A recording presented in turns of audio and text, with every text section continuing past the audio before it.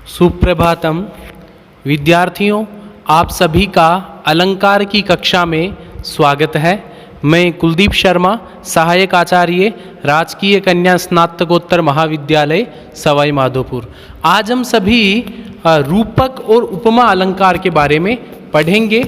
और जैसा कि मैं आपको बता रहा हूँ कई दिनों से कि आपके परीक्षा में या प्रतियोगी परीक्षा में अलंकार के लक्षण और उदाहरण से संबंधित कई प्रश्न आते हैं। इसलिए आप लक्षण और उदाहरण को अच्छे से समझते रहिए ताकि कोई भी पंक्ति को देख करके पढ़ करके आप पता लगा पाओ कि इसमें कौन सा अलंकार है। तो प्रस्तुत है रूपक अलंकार। रूपक का लक्षण कुछ इस प्रकार है। तद्रूपकम अभेदो यह उपमान उपमेययोः। इस लक्षण का पदच्छेद करते हैं सबसे पहले। तद, यहाँ पर तद का अर्थ होता है विद्यार्थियों रूपक। ऐसा परीक्षा में पूछा जा सकता है कि यहाँ पर तत् का क्या अर्थ है ना। तो तद रूपकम अर्थात ये जो रूपक है इसका संबंध तद के साथ में है। आपको बता दूं कि जैसे मान लो कि तत् शब्द है, उसके पुल्लिंग में रूप चलते हैं स है, स्त्रीलिंग में सा और नपुंसकलिंग में तद। अब ये जो रूपक है विशेष्य और तद है उसका विशेषण, इसलिए इसमें क्या होगा तद रूपकम। रूपक नपुंसकलिंग है ना, इसलिए तो तद रूपकम वह रूपक है। किसको बोलते हैं रूपक? अभेदो, अभेद है बोलते हैं जहां पर भेद नहीं रहता है। किसमें? यह जो उपमान उपमेययो हो। उपमान और उपमेय में जब दोनों में कोई भेद नहीं रहता है तो उसको रूपक कहा जाता है। अब आपके मन में प्रश्न उठेगा कि ये उपमान और उपमेय क्या होता है। तो मैं आपको एक बात बता दूं कि देखो विद्यार्थियों, उपमान कहते हैं जिसके द्वारा कंपेयर किया जाता है।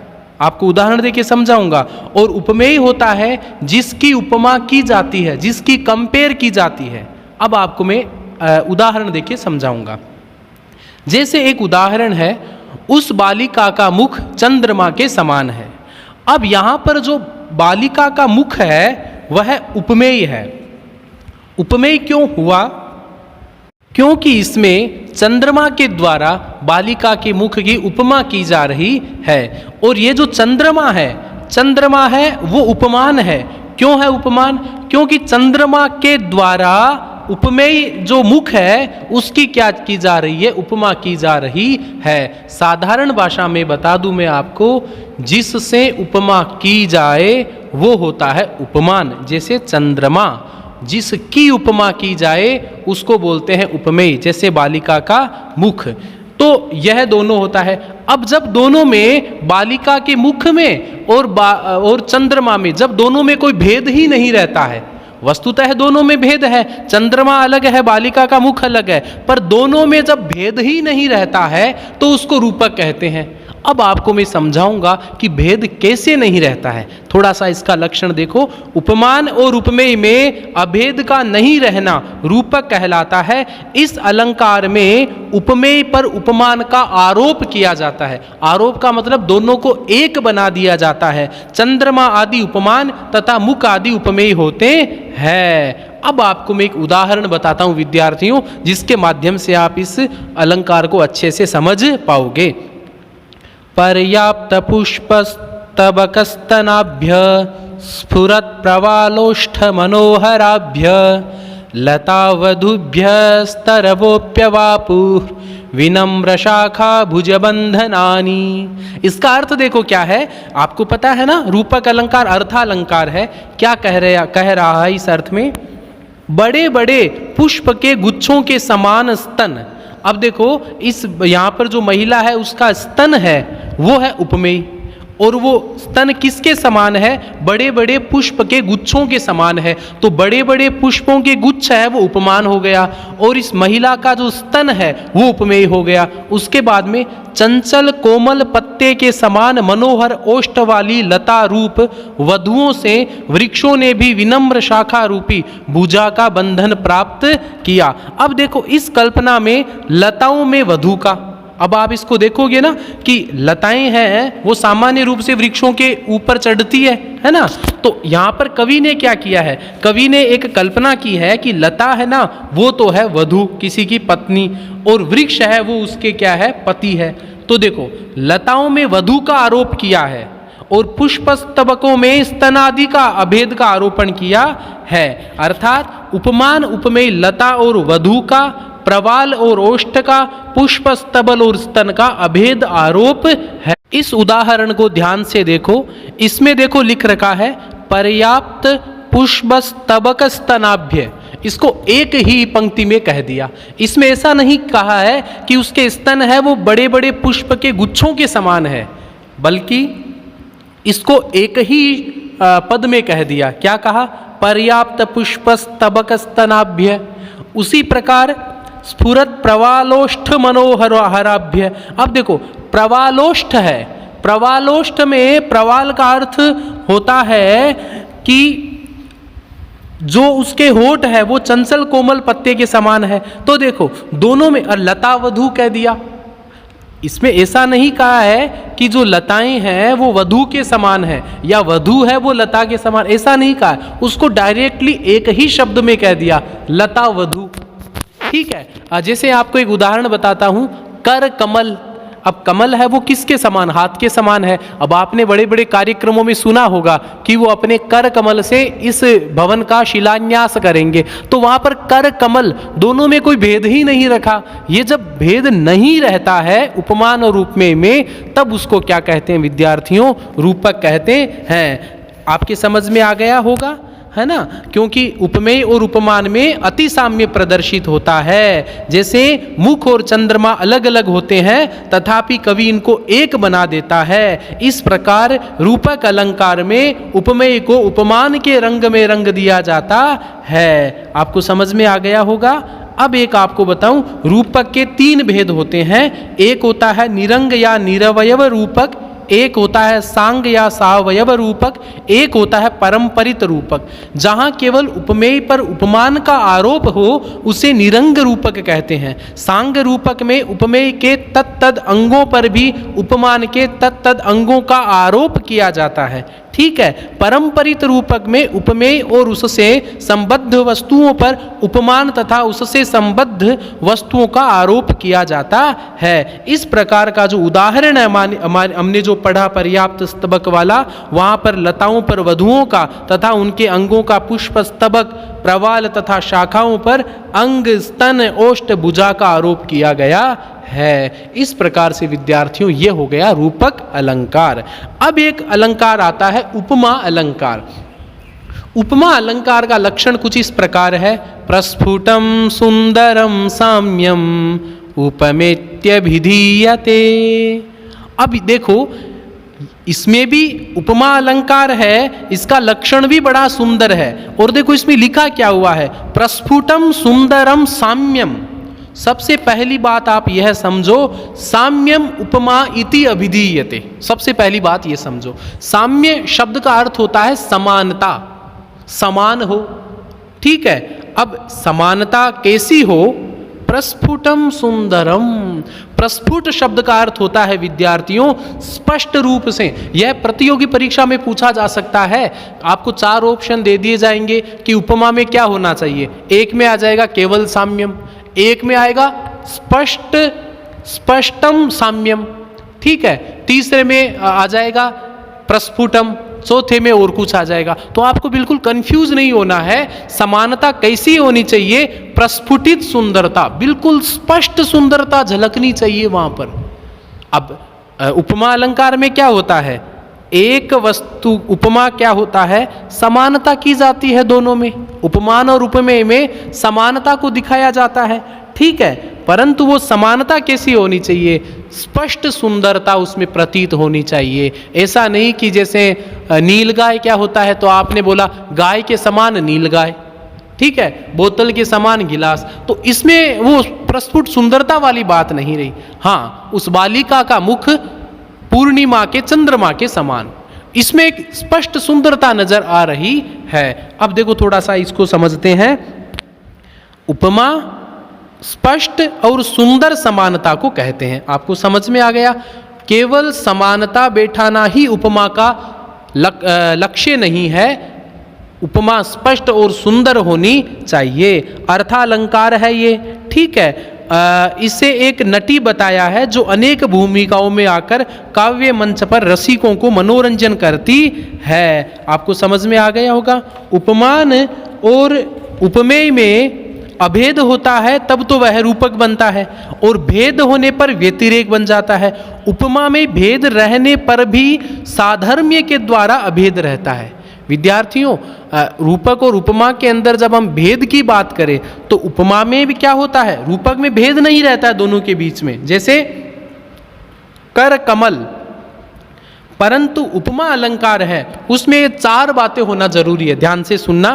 पहला है उपमान होना जरूरी है, दूसरा उपमेय होना जरूरी है, जिससे तुलना की जाए, जिसकी तुलना की जाए, ये दोनों जरूरी है। बालिका का मुख भी जरूरी है और चंद्रमा भी जरूरी है। उसके बाद में साधारण धर्म होना चाहिए। साधारण धर्म का मतलब क्या है? उपमान और उपमेय इन दोनों में एक समान धर्म होता है। चंद्रमा सुंदर, बालिका का मुख भी सुंदर, तो चंद्रमा और मुख में समान धर्म क्या हो गया? सुंदरता हो गई।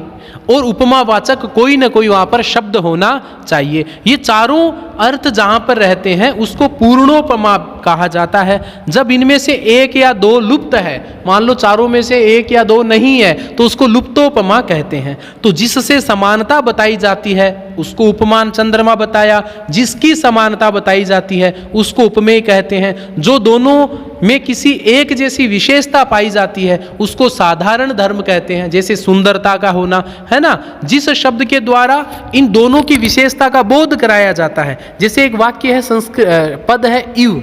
अब इव का हिंदी में अर्थ होता है तरह है, तो जहां जहां पर इव आएगा वहां पर क्या होगा? वो उपमावाचक शब्द होगा। आपको समझ में आ गया होगा? तो उपमा, अब मैं सार रूप में आपको सरल रूप में बता दूं, उपमा वही होगी जहां पर दो वस्तुओं में समान धर्म या समान विशेषता के आधार पर समानता की जाए, ठीक है। और वह समानता कैसी होनी चाहिए? प्रस्फुट होनी चाहिए, बिल्कुल स्पष्ट होनी चाहिए, ठीक है। ये जो प्रस्फुट होना, स्पष्ट होना उपमा अलंकार बनाता है। अब देखो, रूपक, उत्प्रेक्षा, अतिशयोक्ति, संदेह, स्मरण, भ्रांतिमान आदि में जो सुंदरता होती है वो प्रस्फुट नहीं होती, बिल्कुल क्लियर नहीं होती। समझ में आ गया होगा आपके? अब मैं आपको एक उदाहरण बताता हूं इसका। देखो, अब देखो, ये जो अलंकार है इसका क्रिया के अनुसार, देखो क्रिया की भी समानता होती है। राम श्याम की तरह, राम घोड़े की तरह तेज दौड़ता है, तो ये क्रिया की उपमा हो गई, क्योंकि दौड़ना है। उसके अंदर राम और घोड़े को दोनों के साथ में समान धर्म भी है ना। अब इसका एक उदाहरण देखो। क्षणात् प्रबोधम आयाति लंघ्यते तमसा पुनः निर्वास्यतः प्रदीपस्य शिखे वजरतो मतिः। अब इसका अर्थ देखो क्या है? बूढ़े पुरुष की बुद्धि बुझते हुए दीपक की बत्ती के समान क्षण भर में तो जाग जाती है और क्षण भर में अंधकार से आवृत्त हो जाती है। आपने दिया देखा होगा, दिया को जब, दीपक को जब जलाते हैं, अंत में क्या होता है कि उसकी जो लो होती है वो कभी तेज हो जाती है, कभी बिल्कुल कम हो जाती है। क्यों? क्योंकि दीपक है, उसका अंतिम समय आ गया। इसी प्रकार की व्यक्ति का अंतिम समय बुढ़ापे में आता है। तो उस व्यक्ति के और दीपक के बीच में उपमा है। कैसी उपमा है? बूढ़े पुरुष की बुद्धि है वो बुझते हुए दीपक की बत्ती के समान, क्षण भर में तो जग जाती है, क्षण भर में कम हो जाती है ना। तो इसमें क्या है कि दोनों के बीच में क्या किया है विद्यार्थियों? एक प्रस्फुट सुंदर साम्य समानता हमें मिलती है। आपको समझ में आ गया होगा? क्योंकि इस वाक्य में आयाति और लंघ्यते, देखो आयाति मतलब आती है, लंघ्यते मतलब इसका लंघन कर जाती है। इन दोनों क्रियाओं की उपमेय और उपमान दोनों में समानता है। यहाँ उपमेय स्थविर और उपमान दीपशिखा है, ठीक है। समझ में आ गया? तो इस प्रकार से विद्यार्थियों ये क्षणात् प्रबोधम आयाति, बूढ़े की बुद्धि उस दिए की बत्ती के समान है। कभी तो बुद्धि ज़्यादा आ जाती है, कभी बुद्धि कम हो जाती है। दीपक और बूढ़े की बिल्कुल सेम सिचुएशन है, दीपक की बत्ती और बूढ़े की बुद्धि, ये दोनों उपमान कौन है इसमें? दीपक की बत्ती उपमान है और बूढ़े की बुद्धि ये उपमेय है। दोनों में बिल्कुल प्रस्फुट सुंदरता है और हमें सुंदरता और स्पष्ट भी है ना। उसके बाद में शिखे व जरतो मति, शिखा इव गुण संधि है यहाँ पर। इव का मतलब होता है तरह है, तो यहाँ पर इव है वो उसका भी प्रयोग किया गया है, ठीक है। एक होता है गुणगत उपमा का उदाहरण, इसका उदाहरण देखिए। हरस्तु किंचित परिलुप्त धैर्यश्चंद्रोदयारंभैवाम्बुराशि उमा मुखे बिंबफलाधरोष्ठे व्यापारयामास विलोचनानि। चंद्रमा के उदय के समय धैर्य से च्युत समुद्र के समान धैर्यहीन शिव ने पार्वती के मुख में बिंब फल के समान अधरोष्टों पर नेत्रों को चलाया। अब देखो दूसरे उदाहरण है, इसमें गुणगत साम्य का उदाहरण है। इसमें काम बाण के प्रवाह से शिवजी का वर्णन किया है और शिवजी और समुद्र दोनों की सिचुएशन समान है, क्योंकि समुद्र ने भी क्या किया है, रात को आपको पता होगा समुद्र अपना धैर्य छोड़ देता है, लहरें समुद्र के किनारे पर आने लग जाती है, बाहर भी आ जाती है। उसी प्रकार कामदेव के वेग के कारण शिवजी है वो और सायंकाल होने से समुद्र, दोनों का गुण क्या है? परिलुप्त धैर्य। दोनों ने पेशेंस खो दिया है क्योंकि दोनों का धैर्य छूट गया है। उसके बाद में अब यहाँ पर दोनों के बीच में तो यहाँ पर शिवजी है वो है उपमेय और जो समुद्र है वो है उपमान, और परिलुप्त धैर्य ये उनका साधारण धर्म है। आपको समझ में आ गया होगा। उसके बाद में इसमें देखो इसके अंदर और भी, जैसे मान लो उमा मुखे बिंब फला धरोष्ठे व्यापारयामास विलोचनानि, इस प्रकार से इसमें देखो चंद्रोदयारंभ इवाम्बु राशि, इव आ रखा है, तो इव क्या है? साधारण उपमावाचक शब्द है, तो चारों होने के कारण यहाँ पर उपमा अलंकार है। उसके बाद में कुछ उदाहरण ऐसे होते हैं जिसमें गुण और क्रिया दोनों का उपमा अलंकार होता है, जैसे स्नपयति हृदयेशम स्नेह निष्यंदनीते धवल बह मुग्धा दुग्ध कुल्येव दृष्टि। सफेद और अति सरल स्नेह को प्रवाहित करने वाली तुम्हारी दृष्टि दूध की धारा के समान भगवान राम को स्नान करा रही है। अब देखो स्नपयति हृदयेश है, इसमें उभयगत का उदाहरण है, ठीक है, क्योंकि इस श्लोक में स्नपयति नहलाना, इस क्रिया का स्नेह निष्यंदनी, उसकी दृष्टि कैसी है? प्रेम से युक्त है। और धवल बह मुग्धा, इन गुणों में क्या है? समानता है। इस प्रकार से विद्यार्थियों वास्तव में देखा जाए तो उपमा अलंकार बड़ा पुराना अलंकार है। इसका संकेत यास्क के निरुक्त में भी मिलता है। भरत के द्वारा निर्दिष्ट जो 4 अलंकार है उसमें उपमा अलंकार का वर्णन होता है। समझ में आ गया होगा आपके अच्छे से। इससे रिलेटेड प्रतियोगी परीक्षा में प्रश्न पूछा जा सकता है। उपमा के अनेक भेद माने जाते हैं।